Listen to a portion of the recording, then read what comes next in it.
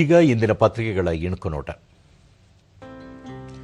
ಪಂಚರಾಜ್ಯ ಚುನಾವಣೆ, ಬಂಗಾಳ ತಮಿಳುನಾಡು ಮತ ದಾಖಲೆ. ಪಶ್ಚಿಮ ಬಂಗಾಳ ಹಂತ 1ರಲ್ಲಿ 91.78% ಮತದಾನ, ತಮಿಳುನಾಡಲ್ಲಿ 85%, ಎರಡೂ ಕಡೆ ಸಾರ್ವಕಾಲಿಕ ದಾಖಲೆ.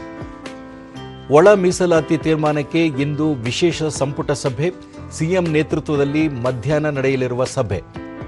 ಎಸ್ಎಸ್ಎಲ್ಸಿ ದಾಖಲೆ ಫಲಿತಾಂಶ, 88.73% ವಿದ್ಯಾರ್ಥಿಗಳು ಪಾಸ್, ಸರ್ಕಾರಿ ಶಾಲೆಗಳ ಭರ್ಜರಿ ಸಾಧನೆ.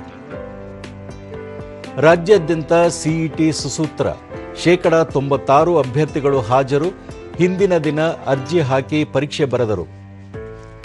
ಐಪಿಎಲ್ ಟಿ20 ಕ್ರಿಕೆಟ್, ಆರ್ಸಿಬಿಗೆ ಇಂದು ಗುಜರಾತ್ ಸವಾಲು, 2ನೇ ಸ್ಥಾನದತ್ತ ಪಾಟಿದಾರ್ ಪಡೆಯ ಚಿತ್ತ, ಪಂದ್ಯ ಗೆಲ್ಲಬೇಕಾದ ಒತ್ತಡದಲ್ಲಿ ಗ್ರಿಲ್ ಬಳಗ. ಇವು ಇಂದಿನ ಪತ್ರಿಕೆಗಳ ಪ್ರಮುಖ ಸುದ್ದಿ.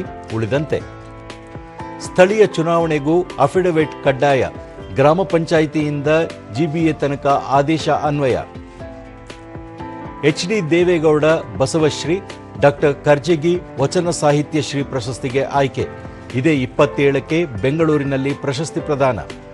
ರಾಜ್ಯದಲ್ಲಿ ಎಲ್ಪಿಜಿ ಪೆಟ್ರೋಲಿಯಂ ಉತ್ಪನ್ನಗಳ ಪೂರೈಕೆ ಸ್ಥಿರ, ಸುಳ್ಳು ವದಂತಿಗಳಿಂದ ಗ್ರಾಹಕರಲ್ಲಿ ಆತಂಕ ಬೇಡ, ಐಒಸಿಎಲ್ ನಿರ್ದೇಶಕ ಅಗರ್ವಾಲ್ ಸ್ಪಷ್ಟನೆ. ಕರಾವಳಿ ಸೇರಿ ರಾಜ್ಯದ ವಿವಿಧೆಡೆ ಇಂದು ಹಗುರ ಮಳೆ ಸಾಧ್ಯತೆ. ದಕ್ಷಿಣ ಕನ್ನಡ, ಉಡುಪಿಯಲ್ಲಿ ಬಿರುಗಾಳಿ ಸಹಿತ ಮಳೆ, ಕಲಬುರಗಿಯಲ್ಲಿ 40.2 ಡಿಗ್ರಿ ಸೆಲ್ಸಿಯಸ್ ತಾಪಮಾನ ದಾಖಲು.